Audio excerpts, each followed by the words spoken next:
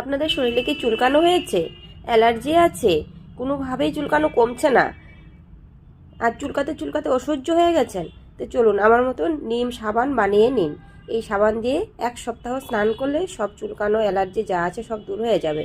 আমি নিম পাতাগুলো বেছে নিয়ে ধুয়ে নিয়েছি, এখানে অ্যালোভেরা ভালো করে বেছে নিয়ে আর জেলটাকে বার করে নিয়েছি, একটুখানি কাঁচা হলুদ আর কটা তুলসী পাতা এই দিয়ে এটাকে পেস্ট বানিয়ে নিয়েছি।